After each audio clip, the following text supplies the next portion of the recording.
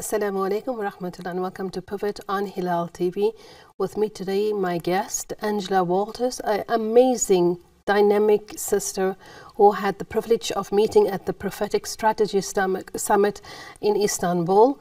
Angela is just a breath of fresh air, and I'm sure that after you listen to her engaging with me, you will begin to understand why I felt it was so important just to have her here and to share her insights with all of us. Sometimes as South Africans, I think we get too comfortable in the little nooks and crannies, the niches that we find ourselves in, the boxes that apartheid placed us in, and we forget what it's like to be even a Muslim as a minority or a Muslim as a white person.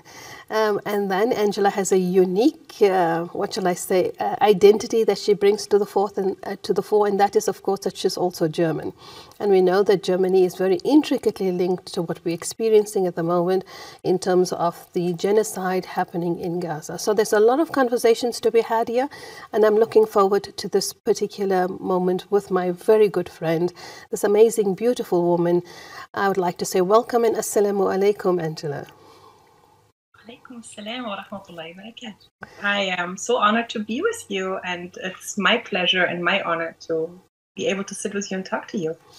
You know, Angela, let's start a little bit about you. You know, who is Angela, and, you know, how do you understand Islam as a white person? Is it a challenge for you when you consider it? Have you never thought about, you know, your identity as Islam as a white person, like how black people or Indian people or non-Arabs or Arabs, etc., always have to navigate their identities? I mean, undoubtedly, being white is a privileged status, and very often white people don't have to navigate different identities. But has it been different for you? Has it been difficult? That's a very interesting question. I have actually never really thought about it too much. I think generally being white is like in Germany, growing up in Germany as a white person, like you don't discuss it. You know, it's just a thing that is, and there is no question so much of identity. And I didn't grow up as a Muslim. So like growing up, there was nothing questioning this identity. Actually, Islam was the first time not to question the identity, but the religion and the religious perspective. So for me, it was not so difficult to take the decision to convert to Islam. It was a decision pretty much straight from the heart, because I felt like it was a truth, and actually it was, I believed before I've heard about it. And as like, I'm kind of a consequent person. I try to, when I see that this way doesn't work or it's not the right way, I would just pick the other way. I didn't hold on to old things too much.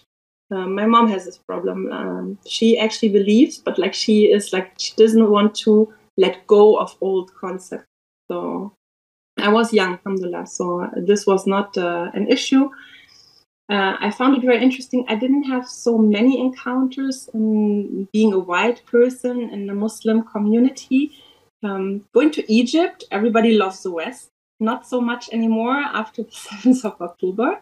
They found like that the reality is not what they have seen in the TV. But so everybody was just very happy that like me as a German white person converted to Islam. Mm-hmm. So, but what I see, and actually I have heard of from quite a couple of people, is that like I have a neighbor, my neighbors, they converted to Islam as well after we've moved here. We can make a couple of interviews if you want to. You should interview them too, but their English is not so good. And their daughter has like grown up in the Islam. Like her mother converted when she was 8 or 9. And now she is like my daughter, they're the same age, they are 15. And she has been told in school, you're not a real Muslim.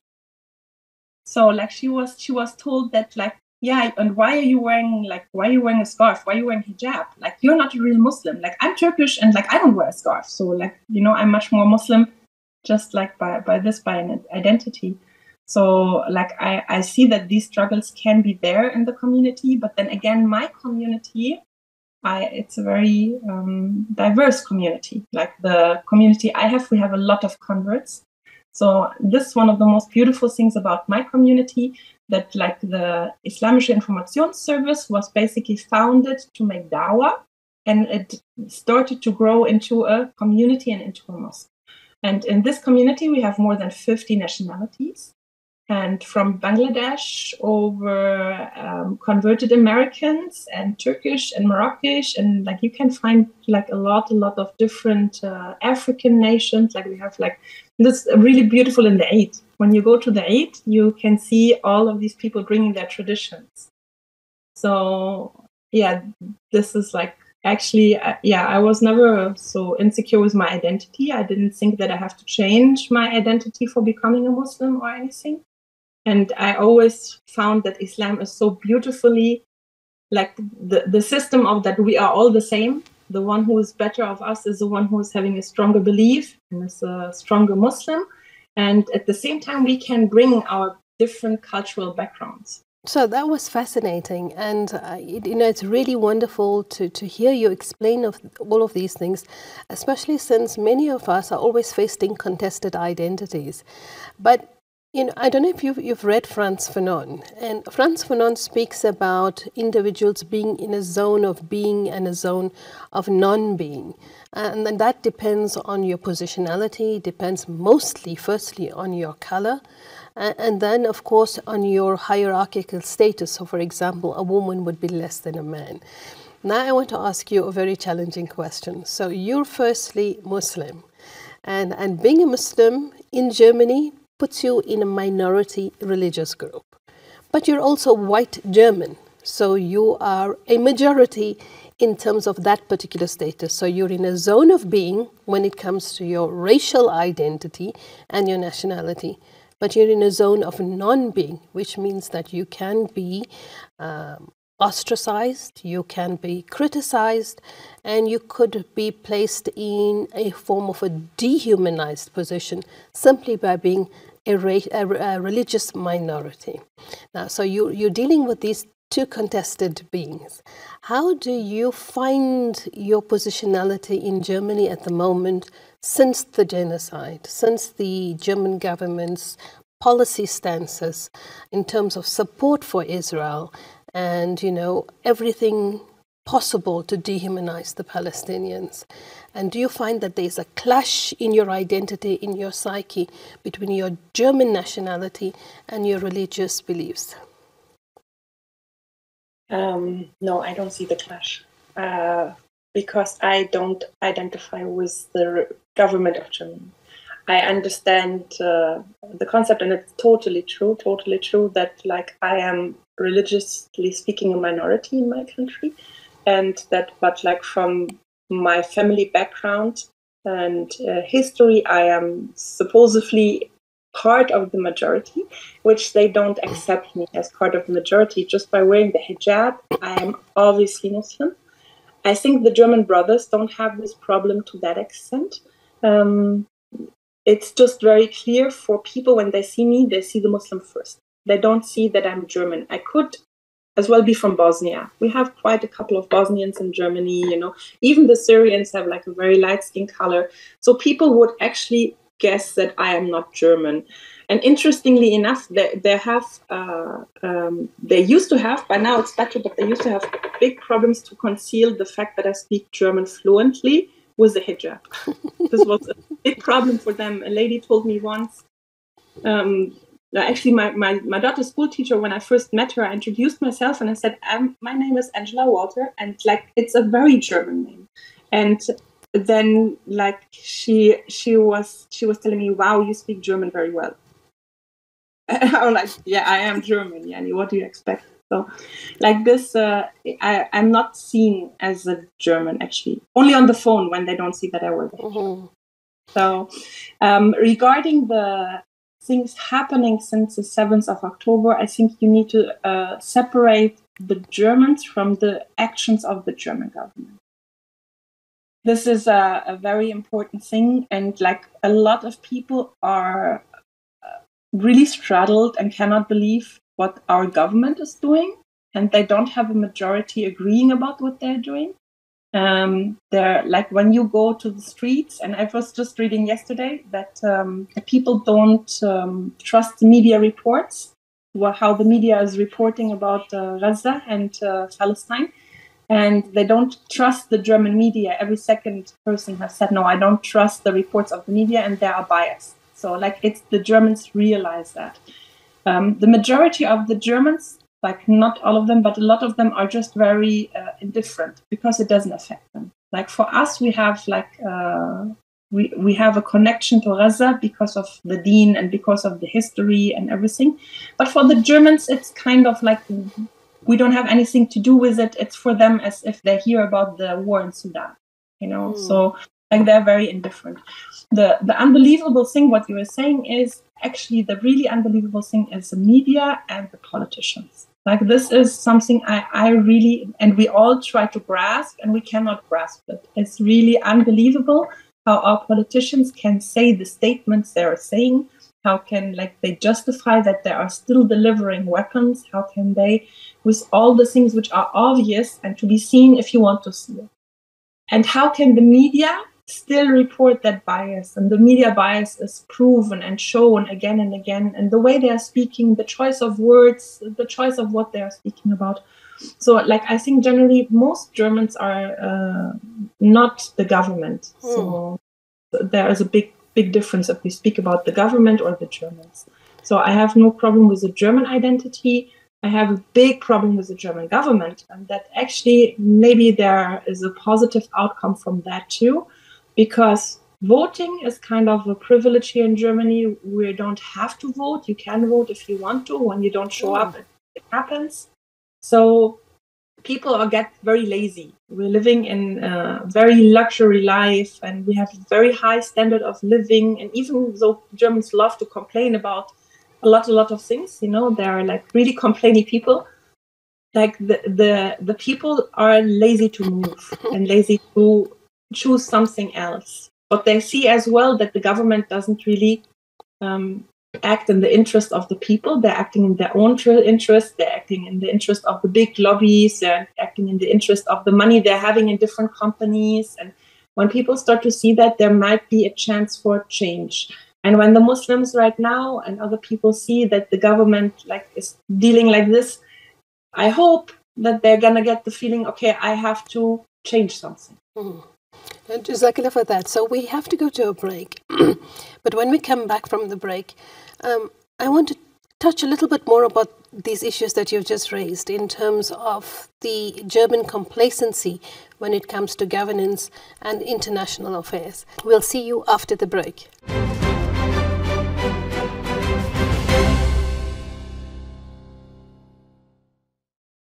Assalamu alaikum and welcome to the second segment of Pivot here on Hilaal TV with my very special guest, Angela Walters. And before we went on to the break, Angela was explaining the kind of mentality that controls the German psyche, especially when it comes to voting and participation in issues of governance. So I want to take this a little further with her.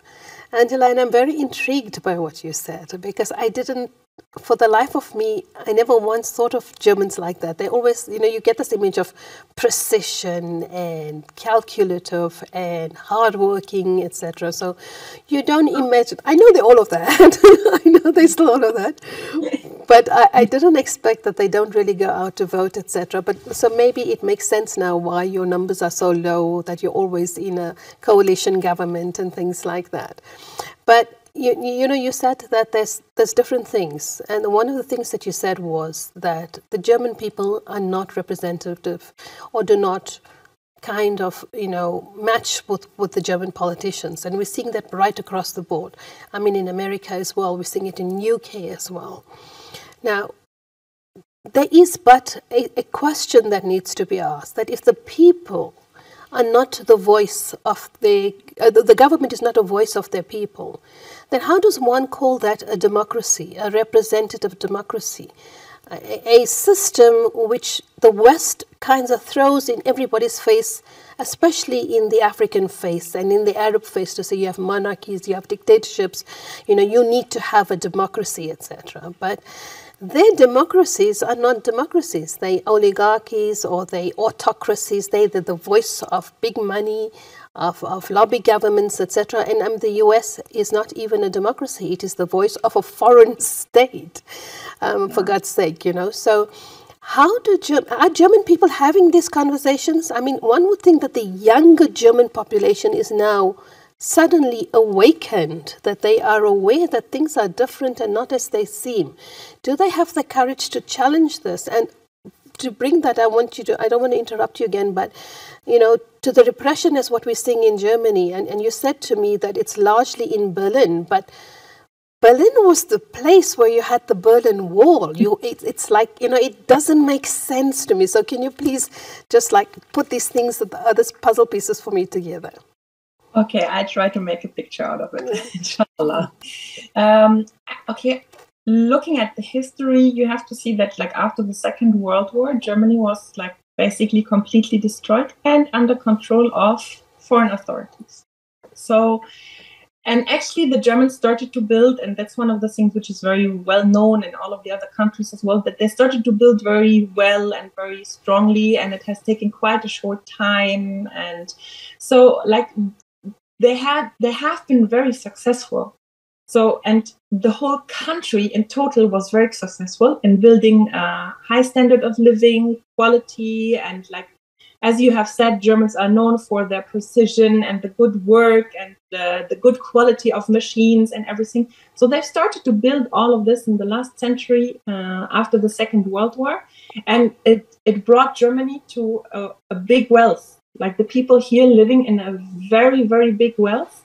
And for them, this is one of the discussions I had as well yesterday with somebody, and I think it's as well a Western concept. When you have this much wealth, you're kind of thinking that you have a right to it. You're believing that this is how things supposed to be. So people are living in this big wealth. They are able to afford a car, they are able to afford a house, they can make a vacation, they are living in safety. The goods are always there. When you go to supermarkets, everything is there all the time, all the year.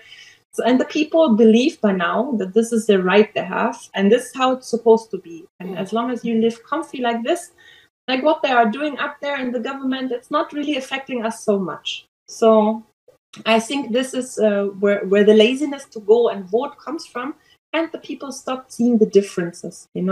By the beginning, the parties had very different agendas, they had very different focuses, and they have demanded a lot of different things for Germany and for where Germany is supposed to go. By now, there are a lot of parties which they have been speaking strongly against any war in the world, and by now they are silent and they are standing as well, and they're saying, yeah, Israel has to defend themselves.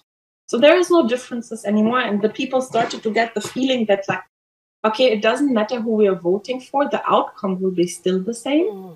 One point. And the second thing, which people started to be not satisfied about it anymore, is when they see what the government is getting and the politicians are getting and how they are connected. So this is where actually the movement comes from. Okay, we don't want that. We want to have wealth, even more wealth, not that we don't have wealth, more wealth too, because we see it in the politicians. And this is where actually the right-wing parties swoop in. This is we have a strong party for the last 10 years. It's very young, but a lot of people voted because they're calling themselves the alternative for Germany. So they present themselves as an alternative. And I have to say, we have the debates in the German Bundestag, which is our parliament. And the guy is speaking really from my heart. And I'm like, yes, exactly. That's what he's saying. And then I see he belongs to the alternative for Germany. And this is a very, very radical right-wing party. So and this is actually what worries us here in Germany in the average citizen as the most. Not only us as Muslims, but average German citizens, that the right wing is having such a strong support because they're the only ones who are presenting an alternative for Germany. Then when it comes to the government representing the people, yeah, clearly the government is not always in each and every case having the majority of the Germans behind them. They are not voted, our government was not voted to deal with the Palestinian conflict, Palestinian-Israeli conflict. Our government was voted for that we have high rents in Frankfurt and that they are supposed to get down the taxes. And they have not been voted for this scenario. So I understand how it clashes, but it shows the defects of democracy. And actually the more amazing thing is that the hypocrisy of one of the things people only realize when they leave Germany, and that's one of the things I had to realize when I leave Germany. Like, I was brought up in a family with value for different cultures, but to go to a different culture and live in a different culture gives you a completely different perspective. And like the arrogance of the European and the West in general towards any other culture, that they think themselves so much better and so much more moral. Like the Israeli army thinks themselves so much more moral than any other culture on this planet. This is actually one of the things that has just shown the most. And people even in Germany start to realize that, like, yeah, we speak about the morals and we preach them, and our government comes and just acts opposite towards that. This is an interesting thing. About Berlin, I'm really sometimes wondering where it comes from, because it's not only in the demonstrations that Berlin, the police is very, very strong in cracking down on the protests, and they are very actually violent. Supposedly the police is having trainings to de-escalate situations. So like they should be de-escalating and making it better, but actually they just simply don't. And it's really hard to, or maybe it's not. That's just a theory right now in my mind. We have actually a problem as well in the police with people who are having very right views of politics, like they are kind of going in the direction of Nazis and like thinking that foreigners are the problem of the country. So maybe this is part of it. But in general, Berlin takes weird decisions. Berlin is the only state in Germany where you have the schools writing to the kids that they shouldn't fast in Ramadan because it's not healthy for them, like in a broader spectrum, you know. And they're the ones who, like, we had a big court case about the student who was praying in a corridor in the side. And people have been bothered. They've been passing, and not even by the person praying, just by the corridor, seeing him praying, and they have been feeling offended in it. And they've said students shouldn't pray in the school, and the school forbade it. And they said, no, he's not allowed to. So it has taken 8 years, and it was a very famous case until they have decided that students are allowed to pray in the school. But it's always Berlin. And I don't know. I really don't know why Berlin. Yeah, that's quite strange, actually, considering that when the Berlin Wall crumbled, one thought that, you know, all of these prejudices and racism and antagonism and xenophobic attitudes and behavior would change, but it seems that it's still very much entrenched. I think the walls, or what's left of the walls, is actually the foundations, and the foundations maybe represent part of the Berlin society. But like you said, your guess is as good as mine, and we're very close to the end. So I want to just touch now on the Prophetic Summit, the strategies that were discussed, and I know that you were very immersed in it. What was the best part of it for you, and what are those strategies, or what are the key take-home points for you, and how can you implement it in your position at the Islamic Center, or as a Muslim German, for that matter, as a minority, if I may say? It wasn't such an amazing experience, Danny. You've been there, you've done it with me, and I think when people tell me the short version is, it's like Umrah, because you've paid a lot of money and it was a nice hotel, you had sleep deprivation because you didn't have enough time to catch up with all the things you've been thinking and wanting to do and talking to, and it was spiritually uplifting. So that is a short summary, but actually what I really have taken home, and actually have taken it to Egypt, and I've talked to a lot of sisters about it, is we always like speak about the unity of the Ummah. And that it's not united, and we are not going anywhere, and we have to be united to go anywhere. And just as a small concept in this, we had a problem a couple of years back in Frankfurt, where the mosques have decided to make the Eid prayer an outdoor Eid prayer, because it used to be prayed in the mosques, and it's a sunnah to pray it outside and to gather the different mosques. It would be really nice. And it really did not happen because they've argued about who's going to take how much money of the donations they're going to be made. So my thought was always, like, when we are not able to agree on the small level here in Frankfurt, like in the micro level, how can we agree in a bigger scale? The summit has changed my view in that point, I have to say. Because what we have seen as well, and I think one of the most interesting things in the summit for most of people, actually for us, for Germans, most of the Germans have been very interested in it, is like what UK has done. And concerns of like working together, finding synergies, and finding a strategy to work for. And it has shown that you don't have to unite from the small level, that you can still go for a same goal, and that you can work on broader scales, and we have to think broader. Like I've told my friends in Egypt as well, like when I was living in Egypt 20 years ago, we have founded a small reading cycle which turned to an Islamic lesson, and we have a beautiful teacher who gives it until today, the lesson. Alhamdulillah, it's ongoing. May Allah always bless it and keep it going. And we have said we need to stabilize and we need to learn about the religion. But by now we have done that 20 years. We have to see where is the next step. And I know that like in a lot of countries, people, like especially Egypt, they feel like their hands are tied and they cannot move in any direction. They cannot move politically. They cannot move economically. They feel their hands are really tied. But you should not give up the hope that Allah gonna find a way out. And like when it's not me, I have to teach my children the hope that they have to find a way out. I cannot teach them, okay, we walk in the small circles and we stabilize the small circles and we don't go further than that. The perspective which we've taken in this prophetic summit was that we need to strive for the big things, no matter what we reach. Even we don't reach that far. You know, this is one of the things I've taken home for Germany, and we're trying to actually apply it. The brothers who've been there with me, we try together and we try to find a strategy for Germany and see where we can go from there. And this is like, I think the main thing that changed in me, which I've taken home, that like, I don't think we have to start and base everything in the community level and build it. We have a big common, and this is Sheikh Haytham was bringing his book, where he has gathered the Aqidah, which is the same in all of the strands of Islam. And I have to stop you there because we've run out of time. But Jazakallah khair for those beautiful insights. And yes, absolutely, we have to start uniting on issues rather than looking at the big picture. Let's focus on something and find a way forward, exactly as they did in UK with the Muslim vote. But thank you for all of these wonderful thoughts, Angela, and I really appreciate your time for being here today. Until we meet again, fi amanillah, wassalamu alaikum wa rahmatullah.